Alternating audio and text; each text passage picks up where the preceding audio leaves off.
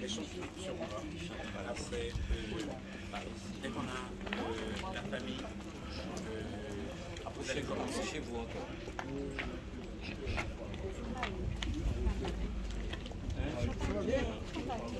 Et vous voulez que ça se fait, vous pouvez vous mettre là, comme ça, les parents pourront s'insérer dans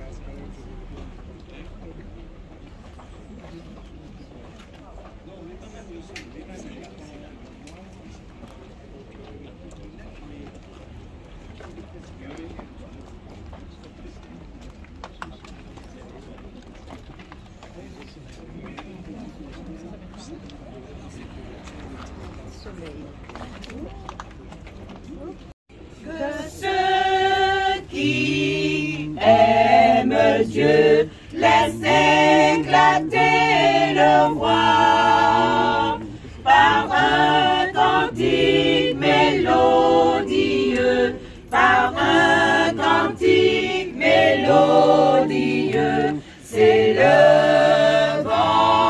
jusqu'aux cieux, s'élevant jusqu'aux cieux. Nous marchons vers Sion, merveilleuse, merveilleuse Sion. Nous marchons toujours vers Sion, la merveilleuse cité de Dieu. Chantons avec ferveur un cantique éternel et marchons sans aucune crainte, et marchons sans aucune crainte vers cet heureux séjour, vers cet heureux séjour. Nous marchons vers Sion, merveilleuse, merveilleuse Sion. Nous marchons toujours vers Sion, la merveilleuse cité de Dieu. Dans Sion, nous jouirons d'un bonheur éternel. Christ l'a promis, nous marcherons. Christ l'a promis, nous marcherons sur des rues pavées d'or, sur des rues pavées d'or.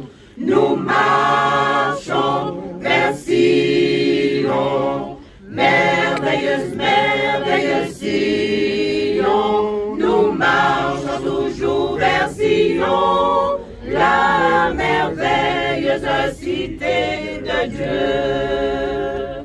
Nous marchons vers Sion, merveilleuse, merveilleuse Sion. Nous marchons toujours vers Sion, la merveilleuse cité de Dieu. Ont toujours des effets et des conséquences temporelles ou éternelles. Les conséquences temporelles sont dans l'immédiateté, peuvent être également futures, et les autres peuvent aller jusque dans l'éternité, les conséquences dans l'éternité. Un jour, 3 jeunes Chinois ont accepté le Christ comme sauveur personnel. Des gens du pays sont venus les trouver et leur dire, en fait, puisque la Chine nous avons Confucius. Pourquoi avez-vous eu besoin d'accepter le christianisme? Nous avons déjà ici le confucianisme. Pourquoi avez-vous eu besoin d'accepter le christianisme? Ils ont répondu, il y a 3 raisons à ça. La première, Confucius est un philosophe. Jésus-Christ est fils de Dieu. La seconde, Confucius est un philosophe mort. Jésus-Christ est vivant. La troisième raison, c'est que Confucius un jour sera jugé, mais Jésus sera le juge. Amen.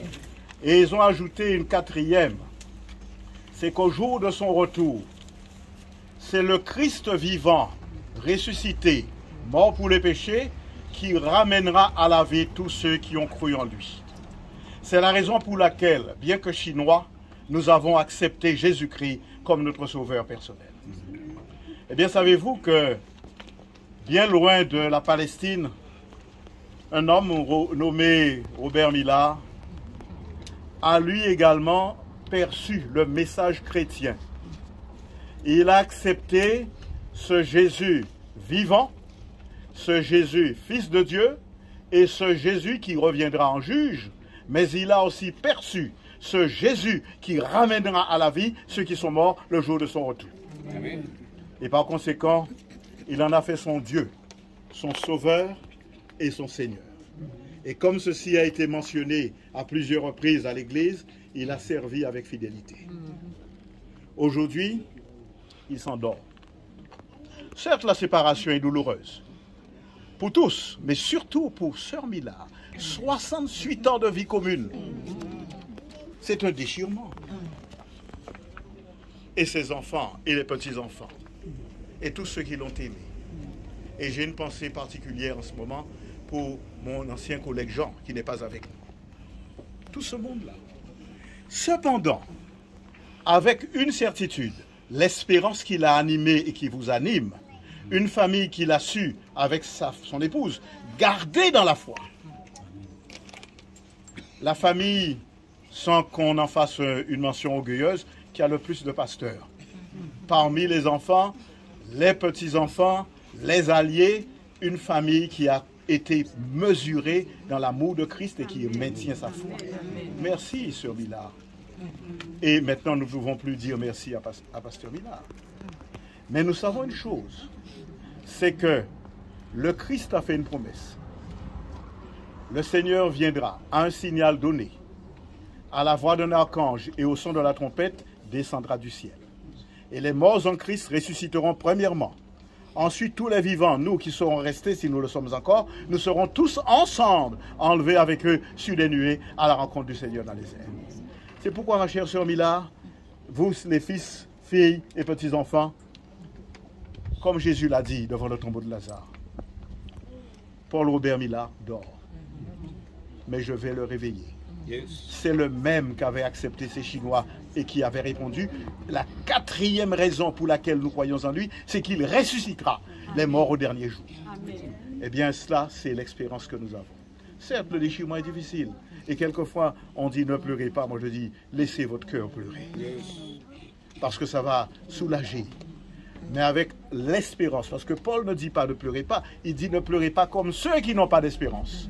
Donc nous pleurons. Mais nous avons au fond, qui nous galvanise, l'espérance du retour de Jésus. Sœur Millar, et vous les fils, je ne mentionnerai pas personnellement Daniel et tous les autres qui sont présents, filles aussi, laissez le Seigneur consoler votre cœur, vous apporter le baume nécessaire. Pierre, laisse le Seigneur, Pierre, consoler ton cœur et t'apporter le baume. Jean qui nous regarde, Jean, laisse le Seigneur. Anne-Marie, le Seigneur te console aussi. Tous, et les alliés, que vous soyez consolés. Amen. Que Dieu vous bénisse. Et que maintenant que nous allons laisser rentrer la bière dans la terre, nos yeux se tournent vers l'éternité. Et plus que jamais, nous encourage à attendre le retour de Jésus, afin que cet hécatombe cesse. Chaque semaine ici, chaque semaine en Guadeloupe, depuis quelque temps, nous enterrons nos bien-aimés. Et nos pionniers s'en vont. Les jeunes aussi s'en vont. Mais j'ai lu quelque part dans les écrits d'Ellen White, quand Dieu estime que quelqu'un a accompli sa mission et est prêt, il le laisse endormir pour le mettre dans son grenier en attendant son retour. Puisse le Seigneur vous encourager, vous fortifier, tandis que le serviteur du Seigneur repose en paix. Courage et gardons la foi dans l'espérance en Jésus-Christ. Amen. Ce sont des anciens combattants du Marin. Le 1er janvier de cette année, mais je laisse le soin à M. Duclos, que j'ai relevé à l'association, qui a travaillé longuement avec M. Millard, qui pourra mieux le décrire que moi. Voilà. Je laisse la parole à M. Duclos. Bonsoir à tous. Bonsoir à tous. Madame Millard, bonsoir. On se connaît. Je ne pouvais pas laisser partir Robert sans lui dire un adieu. Je suis un petit peu tard, puis le nouveau président, je lui ai expliqué comment il fallait faire, mais on est là quand même présent. On a une petite délégation, on a une femme de veuve, Madame Michaud, Blandin et puis Monsieur Belrose. On est bien pour rendre hommage à monsieur. Monsieur Millard m'a fait plaisir quand je l'ai connu. Et je l'ai connu grâce à un ami qui habite Cité Diaka, qui m'a dit, Milo, il y a un ancien combattant habité Cité Diaka là, en grand nombre. Par contre, tu peux dire, il était là depuis des années. L'association existait depuis 1986. On ne savait pas qu'il était là. Et sitôt, je suis allé le voir. Et vous m'avez accueilli. Et il est rentré dans l'association. Mais en écoutant les paroles du pasteur au temple, je crois qu'on a un point commun, M. Millard et moi. Et vous avez parlé de paquebot Antilles. Eh bien, c'est sur ce paquebot que j'ai connu ma femme. Ah bon? C'est pas le même trajet, non? Non, non. J'allais pour la deuxième fois en France, en 66, et c'est là que j'ai connu ma femme sur le bateau Antilles qui a coulé aux îles Moustiques. Néanmoins, M. Millard, je garde de beaux souvenirs de lui. Et je sais que c'est le dernier pionnier de 1945 qui était dans l'association que nous perdons. Il m'a parlé avec gentillesse chez lui. Et je lui ai parlé en buvant ses paroles. Et je pense que ça nous portera chance. Merci de la cérémonie que vous lui avez offerte. Merci de tout ce que vous avez fait pour lui. Et nous le remercions pour l'association. Et tous les gens de l'association vous rendent grâce et vous remercient beaucoup. Merci. Voilà. Alors, je vais rajouter quelque chose. Vous savez que les associations d'anciens combattants sont managées par l'Union nationale des anciens combattants. Et nous avons un bureau à Fort-de-France, c'est l'Union nationale des anciens combattants et victimes de guerre de la Martinique. Le directeur me charge de souhaiter les condoléances à toute la famille. Monsieur Kolela. Monsieur Kolela. Et pour ma part, personnellement, je vais vous dire, des gens comme M. Millard qui partent, il y en a beaucoup. Et ce qui se passe avec les associations, nous n'avons pas de relève. Et beaucoup d'associations d'anciens combattants, pour les hommages, les honneurs, tout ce que vous voulez, vont disparaître. Alors, si vous avez dans votre famille, vous avez un voisin qui est allé au service militaire, même s'il n'a pas fait la guerre, ils peuvent nous rejoindre. Ça nous permettra de garder notre association, de faire vivre, de rendre hommage à nos aînés. Et je crois que c'est une partie très, très, très importante pour notre vie, pour les associations, pour les anciens, et la mémoire, pour la mémoire. Je vous remercie.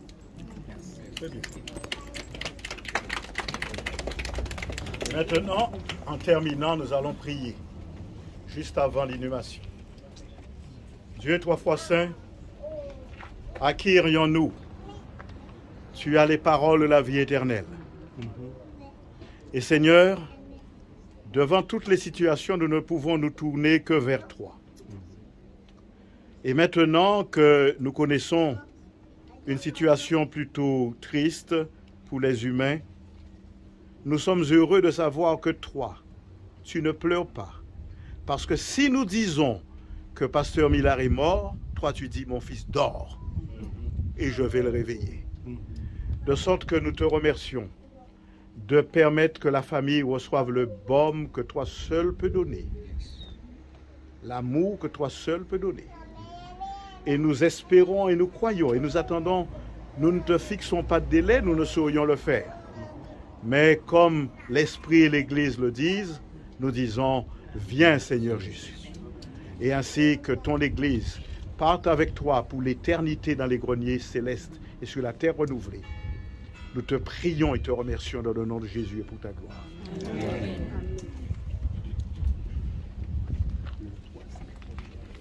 Nous sommes dans un lien d'amour. Notre esprit est uni avec l'Esprit de Dieu. Nous sommes dans un lien d'amour. Maintenant, chantons tous ensemble et que son amour se répande. Tenons-nous par la main et le monde verra. Nous sommes dans un lien d'amour. Mesdames, Messieurs, juste avant de déposer Pasteur Millard dans ce lieu où il va se reposer, nous voulons, au nom de la famille, remercier tous ceux qui nous ont assistés cet après-midi. Merci de votre présence. Merci aux collègues. Merci aux amis. Merci aux frères et sœurs. Merci aux voisins. Merci à vous tous de votre présence autour de la famille. Ils ont besoin de ça. Merci pour cette force-là. Nous voulons saluer la mémoire d'un homme qui n'avait peur de rien. Il s'approchait de tout le monde. Il avait toujours un mot de consolation. Je me souviens d'une expérience que nous avons fait à Volga. Il est venu avec une famille, un père, une mère et un enfant. Et c'est un jeune qui était sur la savane qu'il a rencontré. Il est allé lui parler. Et il est venu dans notre église, qui était la plus proche, parce que les gens habitaient Volga. Et il a demandé aux anciens qui étaient présents, Jean était pasteur de l'église à ce moment-là, est-ce qu'il pourrait consacrer cet enfant? Parce qu'il donnait aux parents les enseignements qu'il fallait pour éduquer cet enfant dans la connaissance. Quelqu'un qui l'a rencontré, qui se promenait sur la savane, et qu'il a vu l'enfant et qui a donné conseil. Et toutes les fois qu'on s'approchait de lui, je crois qu'il avait toujours de bons conseils à donner. Nous voulons présenter nos sincères condoléances à toute la famille. Tchembirel. Maintenant, nous allons passer dans le couloir là-bas pour pouvoir le porter.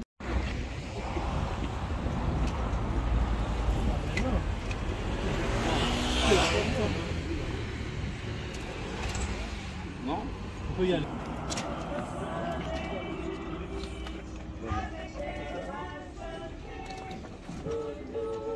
Voilà.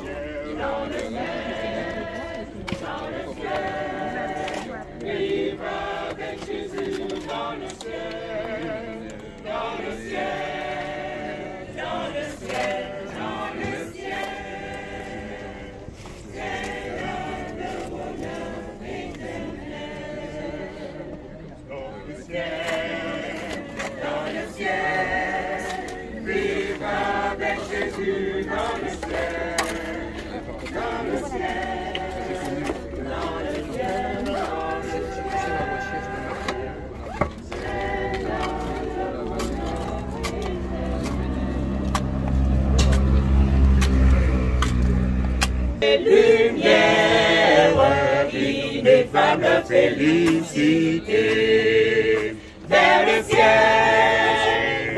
ciel, nous marchons vers le ciel, c'est au ciel, qu'est notre héritage éternel, là le bonheur est sans mélange, là le péché ne règne plus, c'est l'amour et c'est la louange, c'est la présence de Jésus. Vers le ciel, nous marchons vers le ciel, c'est au ciel, qu'est notre héritage éternel. Douce maison du Père, je cherche notre l'odeur. Vers le ciel, nous marchons vers le ciel, c'est au ciel.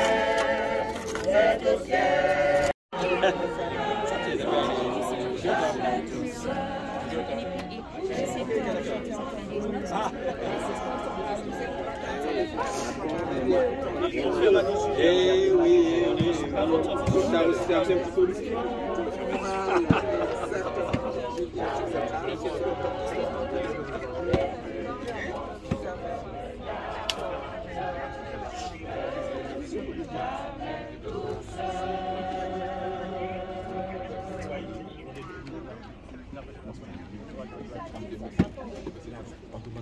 Il faut fermer, donc il faut qu'on évacue.